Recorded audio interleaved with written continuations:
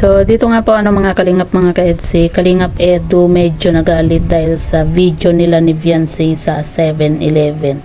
So, ano nga ba ito, no? Yan po yung ating pag-uusapan po mamaya mga kalingap mga ka-EDC. Pero bago po natin ipagpatuloy ang video ito sa mga bago pa lang po sa ating munting channel, huwag po natin kalimutang suportahan ang ama ng Kalingap, Kuya Val Santos Matubang at Kalingap Rab.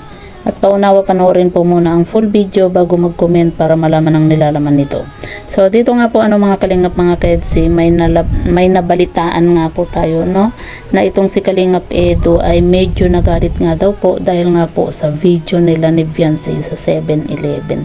Kung napanood nyo po mga kalingap mga ka-EDC, yung video nga po na post nga po ni DJ Franz na nandun po si Kalingap Edu at Viancy sa 7-Eleven kung saan tumitingin nga po sila ng kanilang bibilhin nga po At ayun nga po mga kalingap mga ka-EDC, siguro baka walang pahintulot itong si DJ Franz na kung po pwedeng i-upload niya po yung video na yun na yung video na po yun kung saan nandun nga po si Kalingap Edu at Viancy sa 7-Eleven nga po Minsan din po kasi mga kalingap mga ka-EDC, kumbaga sana bigyan din po nila ng privacy din itong si Kalingap Edu at Viancy, maging sa ibang love team din po kasi minsan halos lahat na lang po ay kumbaga wala na silang privacy, no.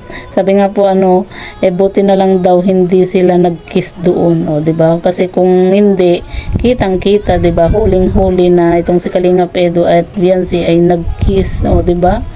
Buti nga lang daw po ay hindi po sila nag-kiss. Pero syempre hindi naman po nila gagawin yun Kilala naman po natin itong si Kalingap Edu na napaka-respetadong tao, di ba? Doon nga sa birthday ni Viancy, di ba? Kahit na isinisigaw na nila Kuya Val ng mga nandoon na yung kiss at saka hug, pero hindi nga po ginawa ni Kalingap Edu, di ba? Hanggang hawak kamay lang po.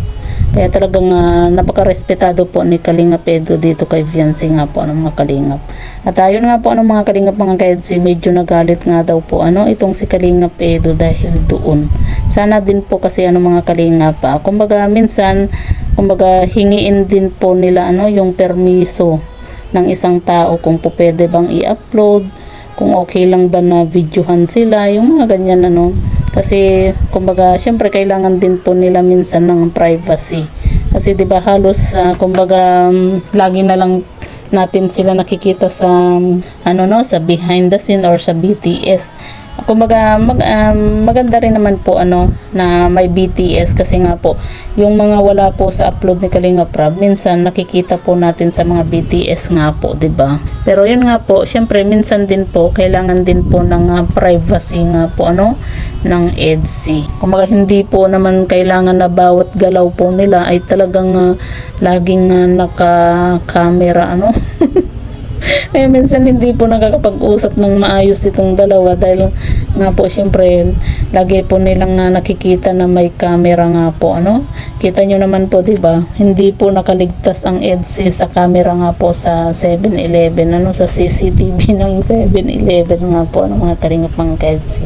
So yan po mga kalingap mga ka-EDC, ano po yung masasabi nga po ninyo patungkol nga po dito sa video nga po ni Kalingap Edu at Viancy sa 7-Eleven kung napanood nga po ninyo. Syempre kumbaga masaya po tayo na nakikita po natin itong dalawa na laging magkasama, pero syempre kailangan din po nila minsan ng privacy at syempre sa mga nag-BTS din po kumbaga minsan dapat din po na hingiin yung permiso ng isang tao kung po pwede po nilang i-upload yung video So yan po mga kalingap mga ka-EDC, ano po yung masasabi nga po ninyo sa video ito, i-comment nyo lang po sa ibaba at babasahin po natin isa-isa.